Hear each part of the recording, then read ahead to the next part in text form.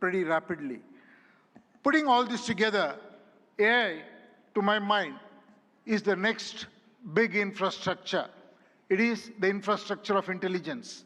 It will have a very profound impact, exactly the same way in the past other infrastructure changes have done, steam engines, electricity, or internet. Our mission should be to make AI work for every individual and every citizen in this country. We should put the AI tools in the hands of the lost person in the country and, in fact, on the earth. And that's the vision that we should all work towards. A couple of days ago, we witnessed 1,500 rural women here in Bharat Mandapam who had no background to computing, no background to digital tools. In a matter of few hours, could learn AI, could build products, could build marketing materials, campaigns, all in front of a global audience, and they did it in 4 hours.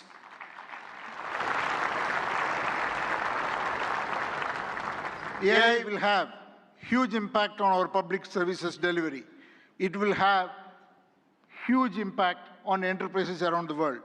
Since I come from the background of IT industry, one word for the IT industry, it is, in my opinion, the biggest opportunity for the tech sector and the IT industry, because the IT industry's real value is the context, an understanding of every enterprise's business and technology landscape, and make the right technology work inside the processes and the ecosystem, the supplier, customer, and all the other connections an enterprise has. AI will expand that role much further. It is the opportunity to integrate AI and AI agents into workflows, reimagine processes, and make it work, and carry out the transformation so that every enterprise can realize the moat and realize its vision. Now I want to talk a little bit about the Tata Group. At the Tata Group, we are adopting AI across the stack, from silicon to systems to AI-ready data centers to applications and AI agents. And we believe such a vision and such a journey is going to be extremely exciting, and it will require us to work with world-leading partners in India and across the globe. I would like to make 5 points. The Tata Group is establishing India's first large-scale AI-optimized data center, purpose-built for the next generation AI training and inference. I'm very happy to announce that we have partnered with OpenAI to build the first 100 megawatt capacity, which will scale to 1 gigawatt.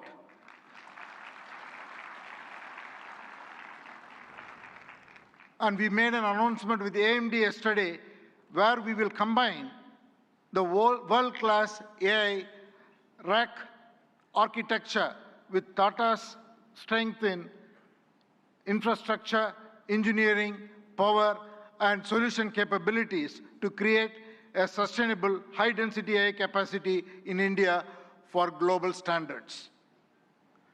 The third, we are already building an AI data insights platform.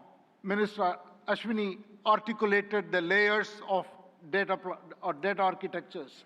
What we are building is totally based on diverse Indian data sets on top of the foundational models, so intelligence becomes available across the diversity of Indian contexts.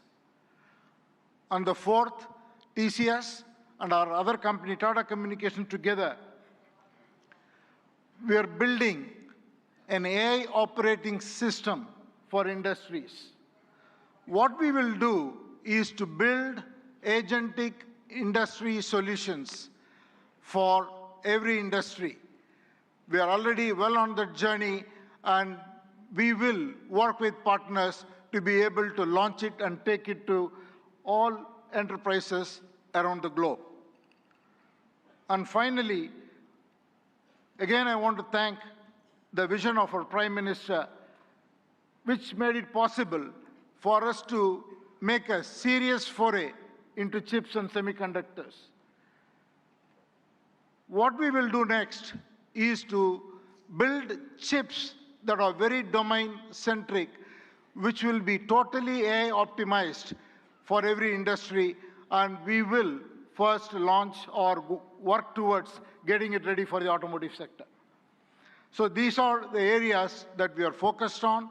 I think it is the time for promise to take action into practice so that we can deliver prosperity. Finally, in conclusion, I just want to say that we are standing here at a very defining moment. It is the age of abundant intelligence, where the scarce resources are trust, stewardship, and human capability. So let us send out a simple standard for the AI decade. Capability with dignity, high impact for every watt of energy, and progress with agency and collaboration. Thank you all very much.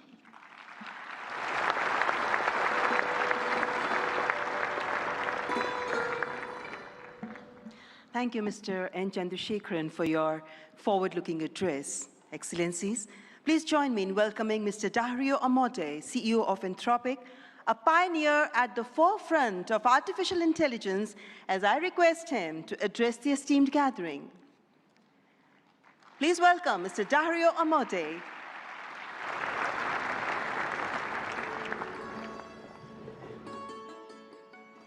First, I want to thank Prime Minister Modi for bringing us together. The energy and ambition in this room and across India are incredible.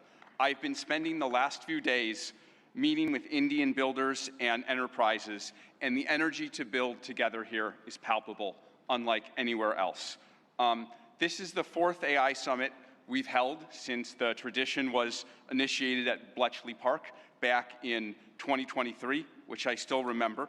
And in those 2.5 years, the advances in the technology have been absolutely staggering. Along with those, the advances in the commercial applications and the societal and ethical questions around the technology have only grown more urgent. My fundamental view is that AI has been on an exponential for the last 10 years, and as part of a sort of Moore's law for intelligence, and that we are now well advanced on that curve, and there are only a small number of years for AI models surpassing the cognitive capabilities of most humans for most things. We're increasingly close to what I've called a country of geniuses in a data center, a set of AI agents that are more capable than most humans at most things and can coordinate at superhuman speed. That level of capability is something the world has never seen before and brings a very wide range of both opportunities and concerns for humanity. On the positive side, we have the potential to cure diseases that have been incurable for thousands of years, to radically improve human health, and to lift billions out of poverty, including the global south, and create a better world for everyone. On the side of risks, I'm concerned about the autonomous behavior of AI models, their potential for misuse by individuals and governments, and their potential for economic displacement. India has an absolutely central role to play in these questions and challenges, both on the side of the opportunities and on the side of the risks. As a sign of our commitment, we just this week opened an office in Bengaluru and hired Irina Ghose, who has spent 3 decades building businesses in India as our managing director for Anthropic India. We've also announced partnerships with major Indian enterprises this week, including Infosys and others. On the opportunities, one dynamic that we have observed is that technology and practices pioneered in India have historically set a standard for the global south and have helped to diffuse technology and humanitarian benefits through the Global South. We're therefore we have been partnering with for several months, nonprofits such as the X-Step Foundation, Pratham, and Central Square Foundation to use our models to advance digital infrastructure, education, agricultural efficiency, and health, in the hopes of spreading AI's benefits across the Global South, starting with India and diffusing out to the rest of the Global South. We're also partnering with Karya and the Collective Intelligence Project to build evaluations and metrics of our model Claude's performance on India's many regional languages, on practical and locally relevant tasks we'll benchmark like agriculture, legal tasks, and educational content. On the risks, India is the world's largest democracy and can be a partner and leader in addressing the global security and economic risks of the technology. We'd like to work with India on testing and evaluation of models for safety and security risks in the tradition that was started by many global and national AI security institutes that have been stood up around the world.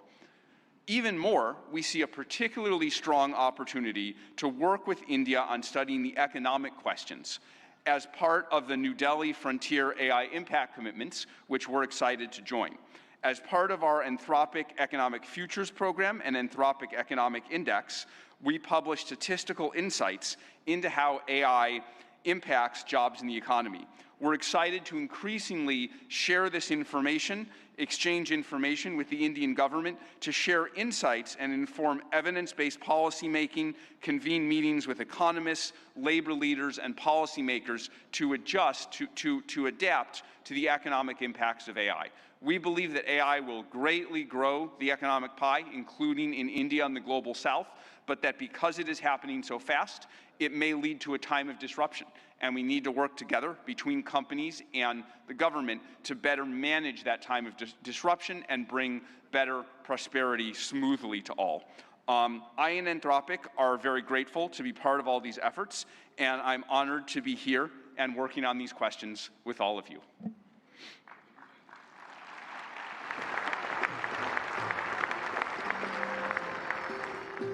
Thank you, Mr. Dario Amodei, for that illuminating address. Ladies and gentlemen, it is our privilege now to welcome Shri Sundar Pichai, CEO, Alphabet and Google, for the keynote address.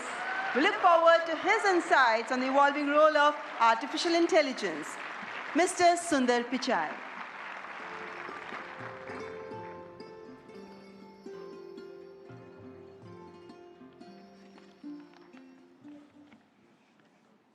Namaste.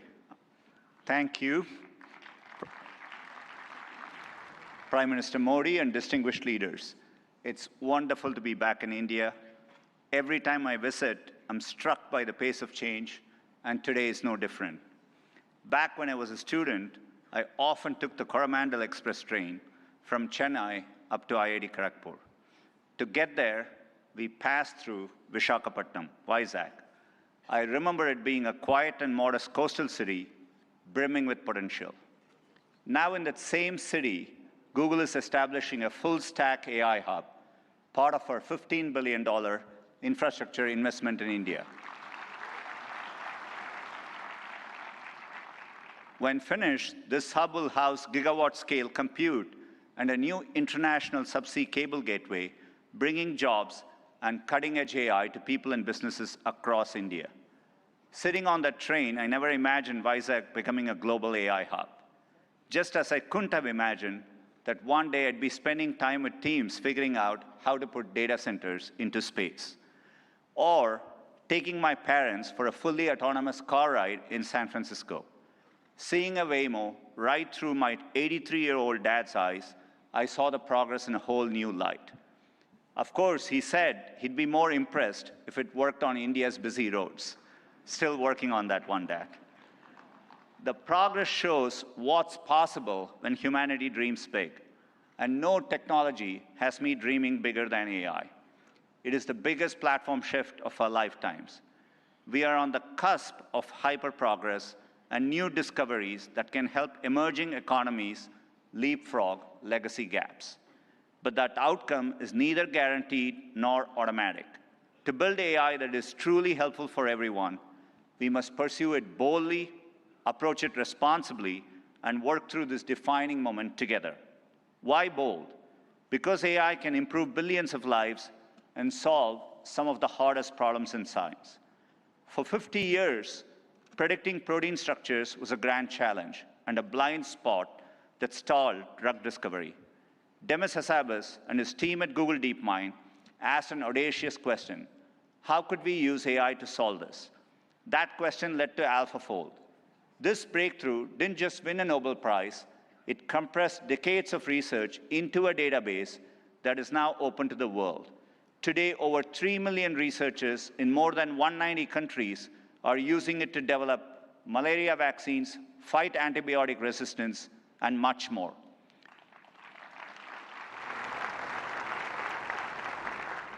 And we are asking similarly bold questions across the scientific stack, from cataloging DNA disease markers to building AI agents that act as true partners in the scientific method. We must be equally bold in tackling problems in regions that have lacked access to technology. Take El Salvador, where Google has partnered with the government to bring affordable AI-powered diagnosis and treatment to thousands who could never afford to see a doctor. Or in India, where our work together is helping farmers protect their livelihoods in the face of monsoons.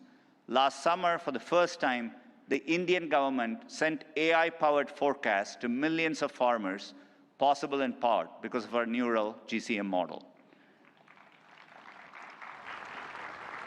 I see language inclusion as another exciting ambition. In Ghana, we are collaborating with universities and NGOs to expand research and open source tools across more than 20 African languages. We need this bold thinking in more places to tackle more problems across health, education, economic opportunity, and more. Technology brings incredible benefits, but we must ensure everyone has access to them.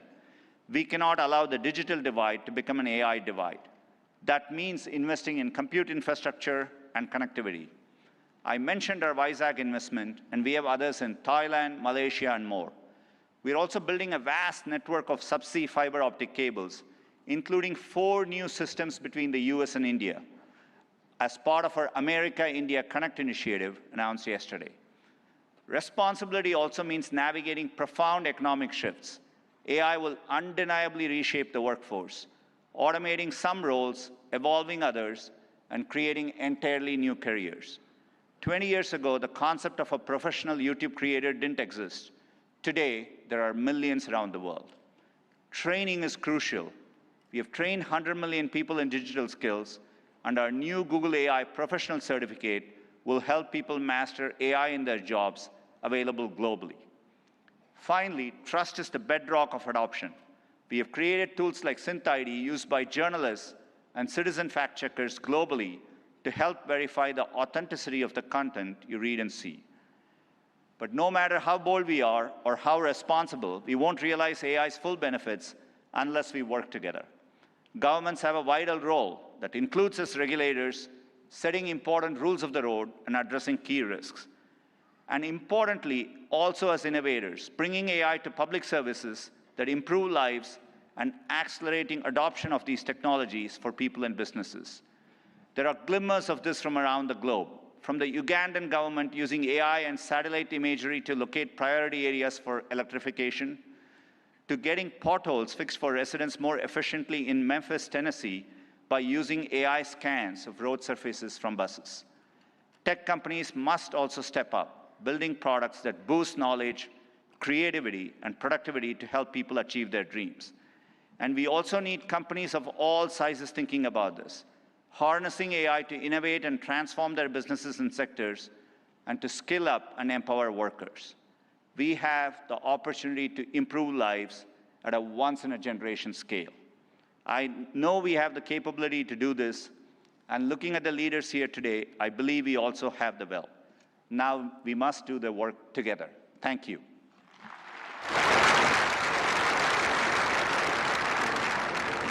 Thank you, Mr. Sundar Pichai, for that warm and insightful address.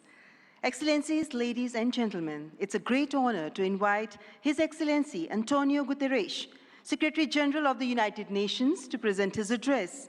a global leader championing peace, cooperation, and sustainable progress. Please join me in giving him a warm welcome.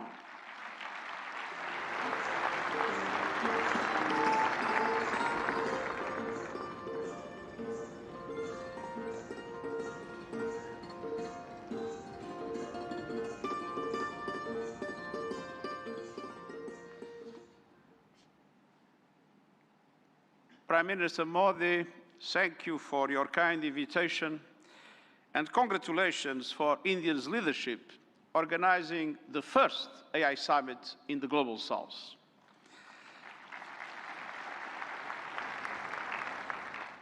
Meeting in India has special meaning. It brings this conversation closer to the realities shaping much of the world. Because the future of AI cannot be decided by a handful of countries or left to the whims of a few billionaires. Last year, the UN General Assembly took two decisive steps. First, creating an independent international scientific panel on AI. And I'm happy to announce that the panel has now been appointed. These 40 leading experts from across regions and disciplines embody a clear message. AI must belong to everyone. We must replace hype and fear with shared evidence and close knowledge gaps. I urge member states, industry and civil society to contribute to the panel's work. Second, launching a global dialogue on AI governance within the United Nations, where all countries, together with the private sector, the academia, and the civil society, can have a voice. We need guardrails that preserve human agency, human oversight, and human accountability. And the first session of the dialogue in Geneva in July will give every country and every stakeholder a voice to align efforts, uphold human rights, and prevent misuse, and to advance our common safety measures, the foundation of interoperability. That builds trust across borders for regulators and businesses, and turns compatibility into opportunity. Your discussions here will culminate in the global dialogue. But without investment, many countries will be locked out of the AI age. AI must be accessible to everyone. That is why, encouraged by the General Assembly of the United Nations, I'm calling for a global fund on AI to build basic capacity in developing countries. Skills, data, affordable computing power, and inclusive ecosystems. Our target is $3 billion US. That is less than 1% of the annual revenue of a single tech company. A small price for AI diffusion that benefits all, include businesses building AI. I'm pleased that member states have responded to my call to form a global network for exchange and cooperation on AI capacity building in developing world. AI must benefit everyone.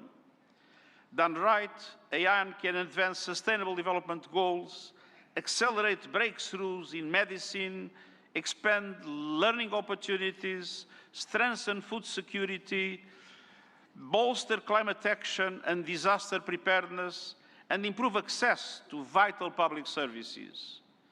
But it can also deepen inequality, amplify bias, and fuel harm. As AI's energy and water demands soar, data centers and supply chains must switch to clean power and shift costs to vulnerable communities. We must invest in workers so AI augments human potential, not only replaces it.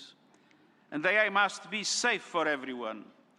We must protect people from exploitation, manipulation, and abuse. No child should be a test subject for unregulated AI. Excellencies, the message of this summit is simple. Real impact means technology that improves lives and protects the planet. So let's build AI for everyone with dignity, as the default setting. Thank you.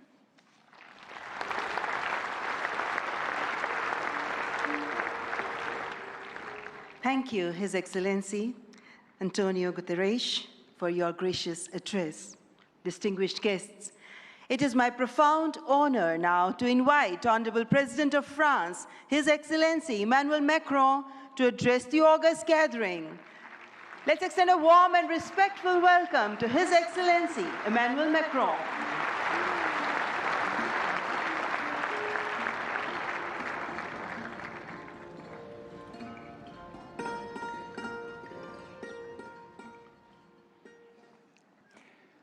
Mr. Prime Minister, dear Narendra Modi, Head of State and Government, Ministers, Ambassadors, CEOs, ladies and gentlemen, Namaste.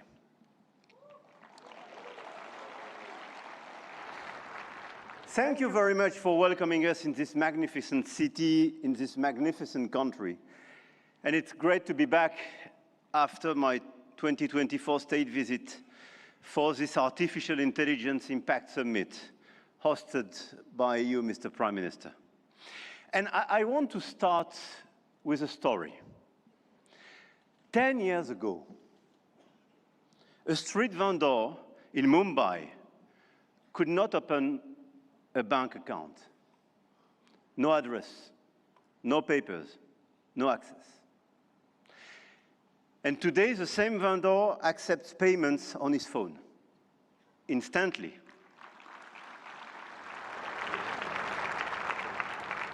Instantly, for free, from anyone in the country. That is not just a tech story. That is a civilization story.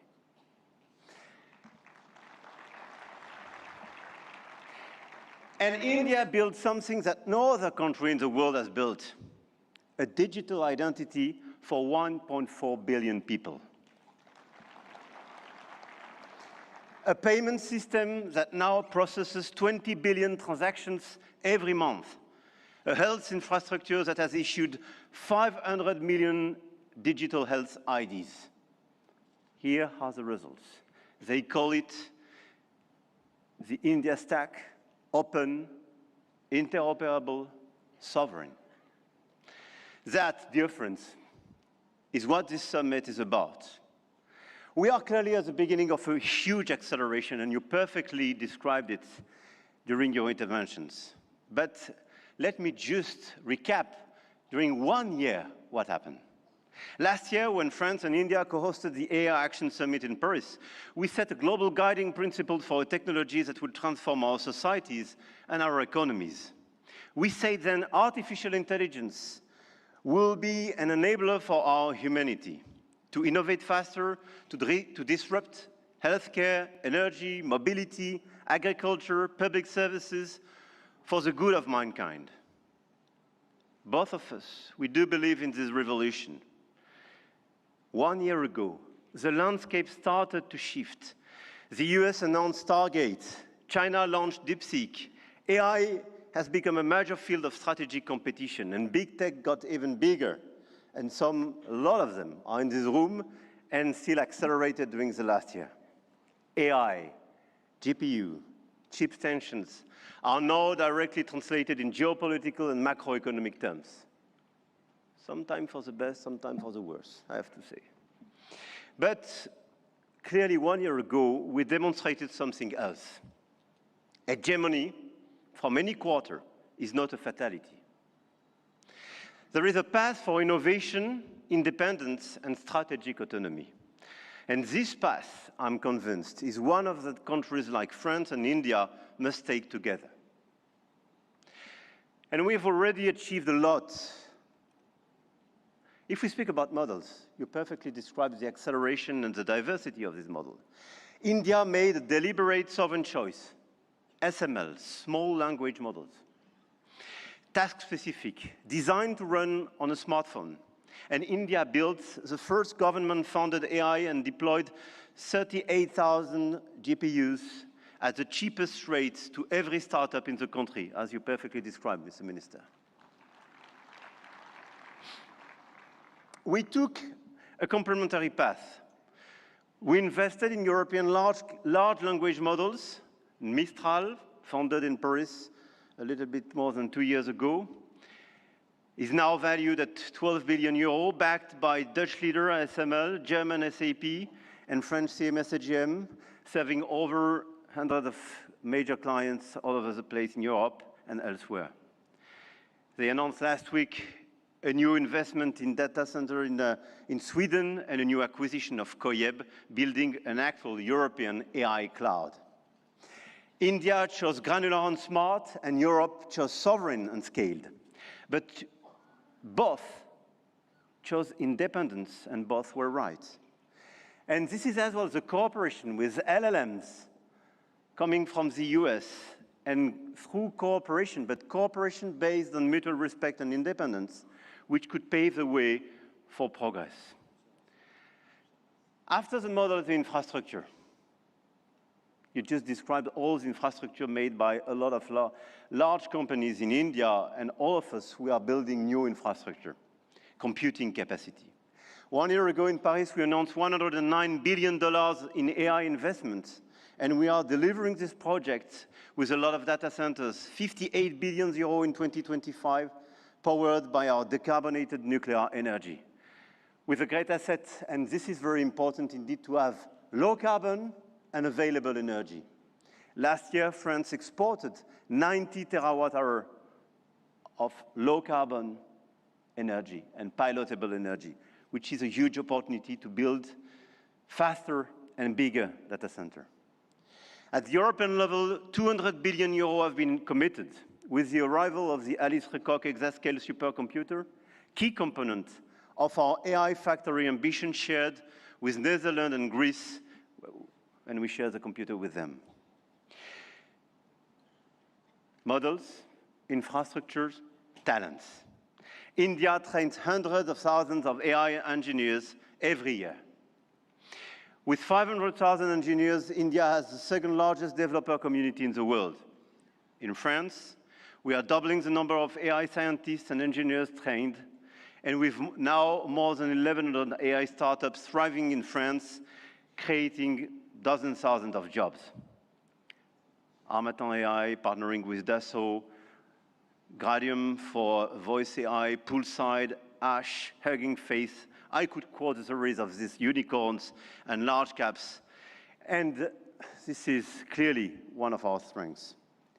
In quantum computing, the next frontier, France is not placing one bet. We are placing four technologies. 4 French companies, Pascal, Candela, Alice and Bob, Quobly, and one ambition, to make Europe a quantum power, which is also the ambition of AMI Labs, Advanced Machine Intelligence Labs, from our dear Yann Lequin for Frontier Research. The smartest AI is not the most expensive. It is the one built by the best people and for the right purpose. Models, infrastructure, talents, capital, and adoption. This is where the Indian model is truly revolutionary, providing solutions for everyone in the country. From 200 million of Indian farmers in their own dialect, to travel advice for 400 million of pilgrims, or AI diagnostics for rural clinics, all running on India's digital public infrastructure. Open rails, near zero cost, adoption is key, and being inclusive is key. In Europe, our AI factories optimize energy grids, transform logistics, reinvent healthcare administration, and we are proving you can build a competitive AI industry while protecting your citizens' data. And opposite to what some misinformed friends have been saying, Europe is not blindly focused on regulation. Europe is a space for innovation and investment, but it is a safe space. And safe spaces win in the long run. I'm sure of that. Now, the point of this summit was not only to say, let's do more. It was to say, let's do better together. AI may be a powerful accelerator of productivity and a major shift for labor markets. This is why access to AI for all is critical. France and India share a common vision, a sovereign AI used to protect our planet and to foster prosperity for all. In health, we launched the Indo-French Institute for AI in Health, a partnership between Sorbonne's Brain Institute and AIMS Delhi, and the partnership between ASH and St. John's Research Institute in Bangalore will use AI to transform hospital administration as well. In language, we jointly launched Current AI for sustainable and sovereign AI access. And this year, we announced an open hardware tool for translation into Indian languages and dialects, because AI that doesn't understand dialects is not AI for all. And this is why we do endorse this initiative for diversity in language. In sustainability, our Coalition for Sustainable AI now has more than 200 supporters. Today, with India and UNESCO, we launch an international challenge for sustainable AI models. Last year in Paris, we called it action. This year in Delhi, we call it impact. But the real name is simpler: AI together. AI and digitalization will be a key theme for the months to come. And the key theme of the Africa Forward Summit we will host with Kenya in Nairobi in May. The continent, the African continent, with the youngest population that will double in 25 years, deserves the best digital tools. And at a time when tensions are rising, there is an increased sense of urgency to direct all our digital tools towards this inclusive approach. And in order, indeed, to be strong here in India, but to be strong as well on the African continent. And let's focus all together towards bridging rather than dividing, creating rather than destroying, sharing rather than taking. France intends to use its G7 presidency to foster that vision. I know, Mr. Prime Minister, that India will do the same through your BRICS presidency. No country is bound to serve only as a market where foreign companies sell their models and download their citizens' data. No country. One of our G7 priorities will be as well children's protection against AI and digital abuse. You just mentioned it, Mr. Secretary General. There is no reason our children should be exposed online to what is legally forbidden in the real world. Our platforms, governments and regulators should be working together to make internet and social media a safe space. This is why, in France, we are embarking on a process to ban social networks for children under 15 years old.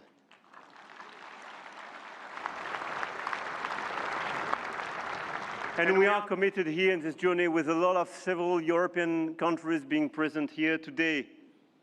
Greece, Spain. I know, Mr. Prime Minister, you will join this club. And this is a great news that India will join such an approach in order to protect children and teenagers.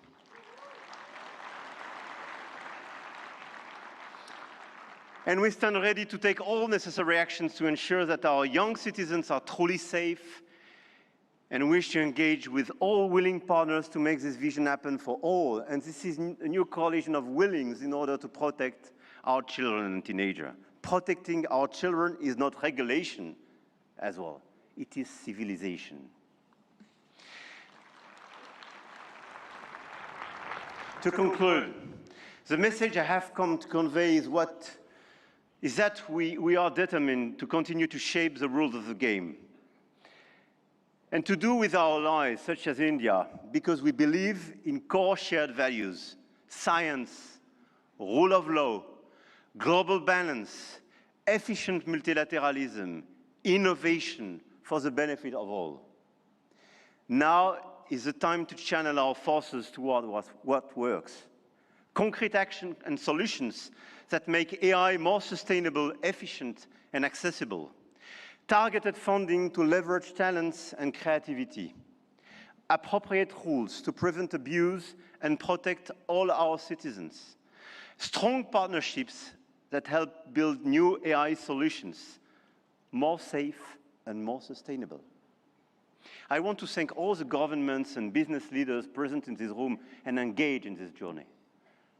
I know your goodwill and now your commitment in order to deliver these concrete results. We do believe in innovation, but we do believe in a better place, in a better world as well.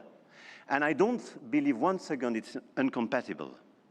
And let me say one more thing about partnerships, because this is not a two-player game. Last week, India and the UAE announced a joint AI partnership, a supercomputing cluster, shared data centers and innovation corridor. And India brings the engineers and the frugal models, and the Gulf brings the capital and the infrastructure. And together, they build faster than either could alone. France knows this equation well. With UAE, we engaged and they committed billions of euros for innovation and data centers in our country, and this partnership creates more value together. This is not dependency. This is intelligent convergence between governments, with companies, large caps, startups, and this is clearly this intelligent convergence which can provide results. The old world said you compete or you lose. The new world says you connect or you fall behind.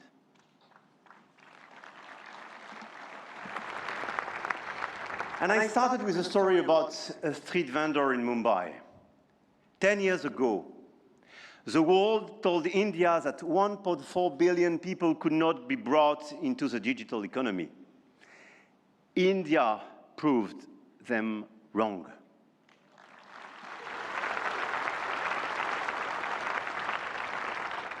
Today, some say AI is a game only the biggest can play. That you need $400 billion to be in the race. That nothing can exist between the two blocks. India, France, Europe, together with our partners, those who believe in our approach, companies, governments, investors, might have a different way. The money race is important and we cannot discount it. But the outcomes and real value creation for our population is even more. The future of AI will be built by those who combine innovation and responsibility, technology with humanity. And India and France will help to shape this future together. And the journey has just begun. Jai Ho. Thank you.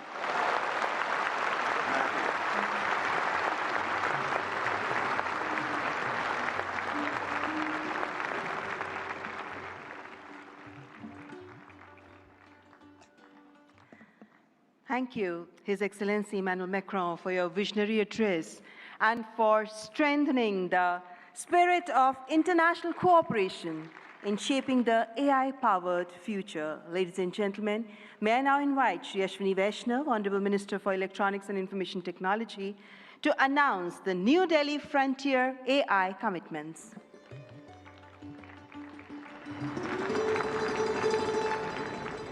Honorable Prime Minister, distinguished global leaders, industry partners, ladies and gentlemen, and the young friends.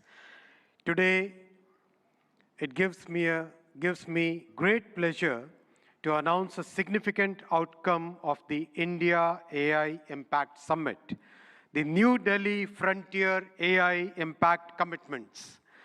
Today, leading frontier AI companies, along with India's own innovators, such as Sarvam, BharatGen, Gyani, and Socket, have come together to make a set of voluntary commitments that reflect a shared vision for inclusive and responsible AI. Can we have the commitments displayed? Yes. These are two significant commitments. First, advancing understanding of real-world AI usage through anonymized and aggregated insights to support evidence-based policymaking on jobs, skills, and economic transformation. The second is strengthening multilingual and contextual evaluations of AI systems to ensure that AI works effectively across languages cultures, and real-world use cases, especially in the global south. Together, these efforts mark an important step towards shaping AI that is not only powerful, but also inclusive, development-oriented, and globally relevant. This initiative positions India at the forefront of building a global South-led perspective on AI governance, one that balances innovation with equity and real-world impact. I now invite the distinguished leaders of these organizations to kindly join us on the stage for this announcement. Sundar, Sam, Dario, Brad, Alexander, Joel, David, Andrew, Pratyush, Ganesh, Abhishek, and Bharat. Guys.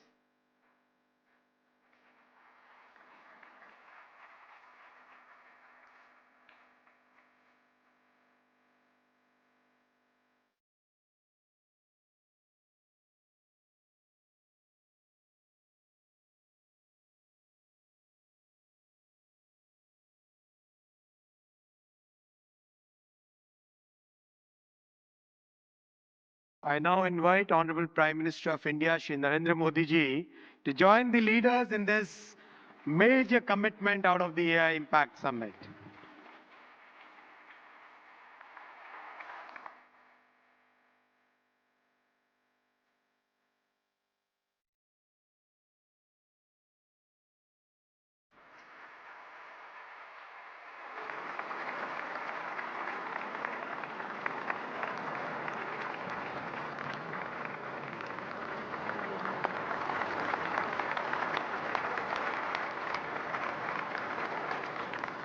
Thank you, tech leaders.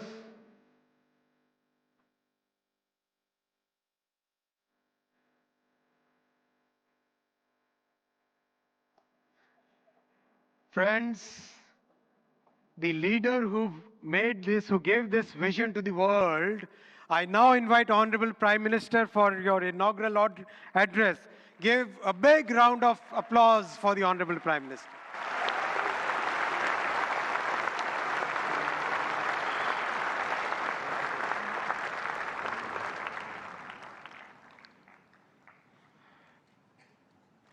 Excellencies, honorable ministers, industry leaders, innovators, entrepreneurs, researchers, delegates, अन्य सभी महानुभाव, देवी और सज्जनों, नमस्ते।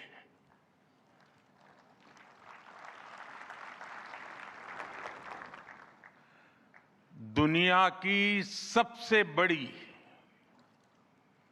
और ऐतिहासिक AI impact summit में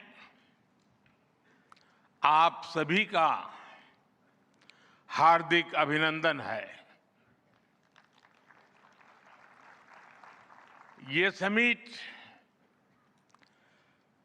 जिस भारत में हो रही है, वो भारत